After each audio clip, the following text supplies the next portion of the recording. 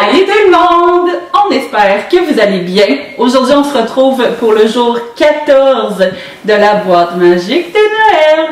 Puis aujourd'hui, la boîte magique est vraiment pleine, mais c'est entre autres parce qu'on voulait vous donner différentes options. Fait que, vous n'avez pas nécessairement besoin de tout ce matériel, mais on voulait vous montrer comme une option un peu pour les plus jeunes et pour les enfants qui sont un peu plus habiles dans le bricolage. Ouais, on va dire ça de même. Donc, dans la boîte, ce qu'on retrouve. Alors, pour commencer, on va vous parler du bricot qu'on a préparé pour les plus jeunes. Alors, ce qu'on aura besoin, c'est des assiettes d'aluminium pour mettre la peinture à l'intérieur. Beaucoup plus facile pour l'utilisation. Parce que nous avons des emporte-pièces, donc les assiettes doivent quand même être assez de bonne grandeur finalement pour mettre l'emporte-pièce à l'intérieur. Et on a besoin évidemment de papier blanc ou bien d'autres cartons, d'autres couleurs aussi, ça peut être. C'est juste que le blanc, les couleurs ressortent vraiment mieux parce qu'on fait aujourd'hui des cartes de Noël. Oui! Tout le monde aime ça, recevoir des cartes de Noël, puis je trouve ça le fun de faire participer les enfants.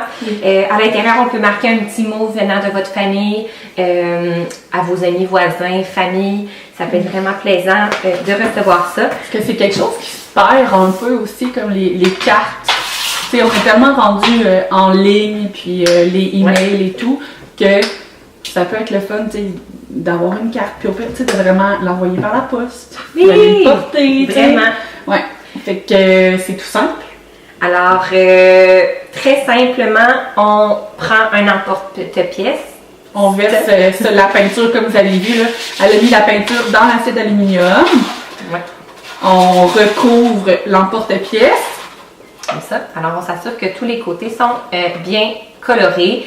C'est vraiment simple, hein? Parce que avant 2 ans et demi, honnêtement, tu sais, c'est ça. Il faut quand même avoir beaucoup de surveillance. Puis même ça, des fois, il y a des enfants qui ne comprennent pas nécessairement la consigne à faire.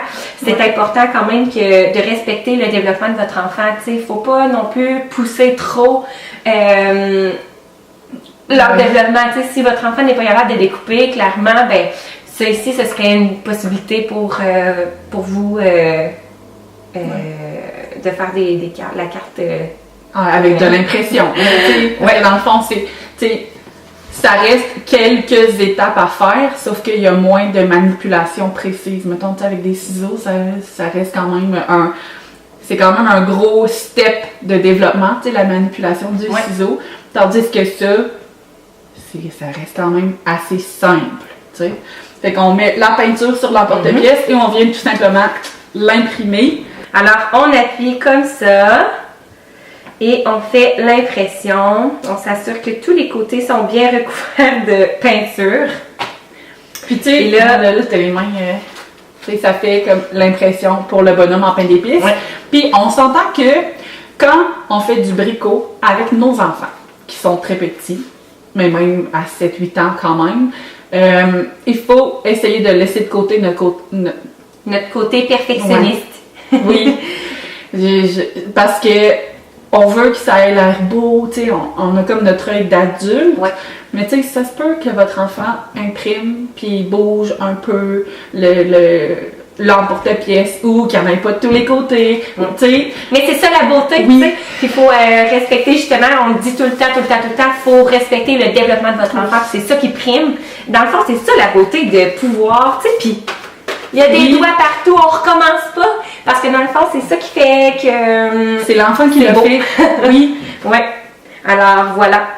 On peut en faire plusieurs, fait que ça peut être à la chaîne, là. Si, mettons, on met plein de feuilles, parce qu'on s'entend qu'à l'âge de 2 ans et demi, en descendant, l'attention de votre enfant est probablement pas très très élevée. On parle d'environ 10 minutes, c'est vraiment pas beaucoup.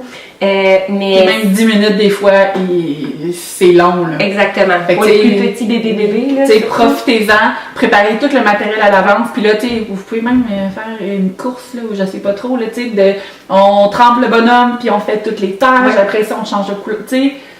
allez-y de façon efficace. Oui, exactement. Ça va être vraiment gagnant pour vous. Si vous en avez plusieurs à faire, là, tu sais, des fois, chaque côté de famille, les oncles, les tantes, les meilleurs amis, peu importe, tu sais. On prépare ça à l'avance, puis c'est vraiment cute. Oui, alors à l'intérieur, vous écrivez un petit mot que votre enfant peut vous dicter, ou bien tout simplement écrire vos vœux personnels. On peut rajouter notre petite touche, évidemment. Si l'enfant est trop petit, ils vont venir de nous. Oui, c'est ça. Puis pour ceux et celles qui sont bien fanatiques de photos de Noël, vous pouvez mettre une petite photo à l'intérieur avec un aimant. Une petite pochette aimantée à l'intérieur. C'est toujours bien fun de recevoir ça. Alors, voilà pour ce qui est de la première activité qu'on vous propose pour les jeunes enfants. Oui. Puis là, pour les plus vieux, dans la boîte magique qu'on a mis, c'est évidemment, on a encore nos feuilles blanches pour faire une fameuse carte. Et là, c'est vraiment important comme qu'elle soit de ce sens-là, finalement. Là. Oui, pour avoir la hauteur. La hauteur, voilà. On a également du papier de construction ainsi que des ciseaux. Ce qu'on propose, dans le fond, c'est de faire un sapin étagé. Donc, vos enfants vont devoir manipuler le ciseau pour faire un sapin avec des lanières de papier de construction. Donc, nous, on y va dans le classique, on y va dans le vert. Mais si votre enfant, tu sais, si, admettons, vous n'avez pas présélectionné la couleur, que votre enfant, lui, veut vraiment faire le sapin jaune, laissez-le aller. Oui. Ça reste que c'est ça qui est beau. Mais tu sais, si vous avez décidé que vous voulez vraiment que le sapin soit vert, présélectionnez le vert. Oui, effectivement. Ça l'évite plusieurs crises. Oui. Pour les plus petits, je parle d'environ les 3 ans environ. C'est sûr et certain que de pré-couper finalement des lanières, ça va être gagnant pour vous parce que ça sauve une étape qui peut être plus difficile. Oui, alors quelques petites lanières comme ça. Votre enfant doit découper une petite lanière pour faire le haut du sapin. Le haut du sapin. On peut laisser comme de l'espace pour venir coller, supposons un pompon ou bien une étoile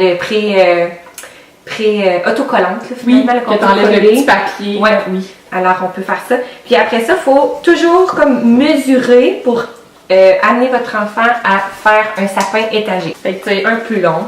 Ça va avec petit, un peu plus long. T'sais, on y va comme ça en grossissant notre sapin. Ouais. Alors, évidemment, ben, on colle nos petites languettes. C'est l'enfant qui doit le faire. Et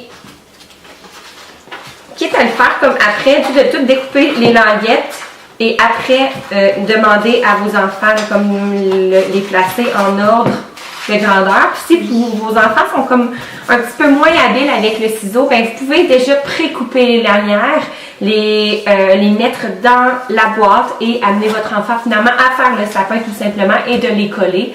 Oui, il y a une grosse maladie. Ouais. Moi, on voit que je suis très bonne pour l'épaisseur. Ouais. Alors, on continue comme ça jusqu'à temps que on ait un merveilleux sapin étagé. Puis ce qui est cool aussi, vous pouvez même prendre différentes teintes de verre. Des fois, on a comme des verres un peu plus foncés, des verres forêt, pour faire le sapin. Donc, ça, c'est comme... Et voilà. Ça. Alors ça, c'est vraiment cool parce que c'est vraiment simple à faire. Oui. Ça pratique les mathématiques sans nécessairement le vouloir parce qu'on amène votre enfant à mesurer. Utiliser les ciseaux, donc la motricité fine. On sait que, honnêtement, là, les ciseaux, c'est tellement important. Des fois, c'est vraiment négligé par les parents parce qu'avant 3 ans, ils disent « Ah, bon, mon enfant n'est pas capable. » Votre enfant, à partir de l'âge de 2 ans, peut être amené à utiliser les ciseaux. Il y a différentes sortes de ciseaux qui sont en magasin. Nous, ce qu'on préfère, en tant qu'éducatrice aussi, c'est d'acheter des ciseaux avec un bourron ici. Donc, un peu moins dangereux finalement, achetez pas des ciseaux avec comme des genres de... Il y a comme des bras, là, je sais pas trop, par-dessus. Pour aider l'enfant, n'achetez pas ça. Ça vaut pas de la... C'est comme une poignée pour que le parent puisse aller comme peser par-dessus. Ouais. Non, ça fonctionne pas super bien. Ils deviennent comme plus mêlés dans les ciseaux. Ouais. Puis tu sais, si jamais vous voulez vraiment que votre enfant se pratique, ce qui est une bonne idée là, pour la manipulation, c'est de leur faire découper de la pâte à modeler. Mm-hmm. Ça va vraiment travailler leur manipulation, puis leur force aussi. Fait que tu sais, vous sortez la pâte à modeler, vous mettez, mettons, une paire de ciseaux, puis même qu'ils vendent des petits ciseaux à pâte à modeler, là, si vous préférez commencer avec quelque chose qui coupe vraiment pas, mais tu sais, avec la pâte à modeler, c'est super efficace, puis ça va leur pratiquer le mouvement. Puis, ouais, c'est vraiment quelque chose qui est important à travailler parce que sinon, tu sais, des fois, ils se disent « Oh, ils apprendront ça en maternelle » ou « Oh, ils apprendront ça à garderie ». Mais, tu sais, nous autres, on voit vraiment la différence au préscolaire entre les enfants qui ont déjà fait du bricot, du découpage, puis ceux qui n'en ont jamais fait. Ouais. Tu sais, déjà, la prise du ciseau est très importante, d'expliquer les règles de sécurité aussi, parce qu'il y a des enfants qui se promènent puis qui font seulement, qui ils parlent avec leurs amis, ou ils courent avec les ciseaux. Fait que, tu sais, le fait de prendre, tu sais, quand on va ranger les ciseaux, on va les ranger comme ça. Quand tu as terminé de découper, tu les refermes. Tu sais, toutes les règles de sécurité, vous pouvez les apprendre à votre enfant aussi. Oui. Et on sait aussi que les enfants, des fois, faut répéter. Fait à chaque fois que vous proposez une activité avec les ciseaux, vous dites les règles de sécurité. Puis quand vous commencez à voir que votre enfant est très connaissant, il est à l'aise avec les règlements. Les règles, exactement. Vous pouvez lui poser des questions. Ah, qu'est-ce qu'on fait donc avec les ciseaux? Comment on marche avec les ciseaux? De nous faire des démonstrations. Puis honnêtement, ils sont tellement fiers de dire que oui, ils sont capables de découper. Oui, ils sont capables de connaître les règles de sécurité et de les respecter. Oui. Donc, voilà. Pour revenir aussi à l'activité, de faire des lignes, des fois, si votre enfant n'est pas capable de découper sans ligne, vous pouvez déjà tracer les lignes. Exact. Ouais. Pour leur donner comme une bonne largeur, là, pour pas que ce soit trop gros comme moi. Puis tu sais, votre sapin, après ça, vous pouvez décider d'aller, tu sais, soit de le laisser comme ça, ou, comme Stéphanie disait tantôt, de rajouter un pompon ou une étoile sur le dessus. Vous pouvez aussi décider d'acheter comme des mini pompons, de faire des boules de Noël avec des pompons, de colorier des boules de Noël. Il y a vraiment beaucoup de choses qui peuvent être faites.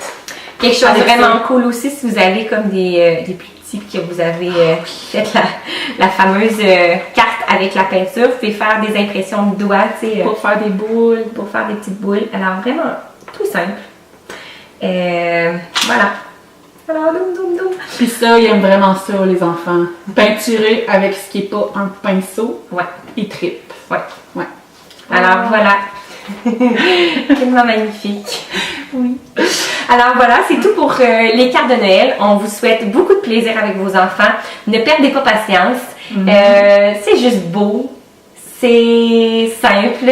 C'est de l'apprentissage, autant pour eux que pour vous. Oui, exactement. On va dire ça comme ça. Donnez-nous des nouvelles du résultat, de comment ça s'est passé pour vous avec votre famille. Puis on va se revoir demain. Bye!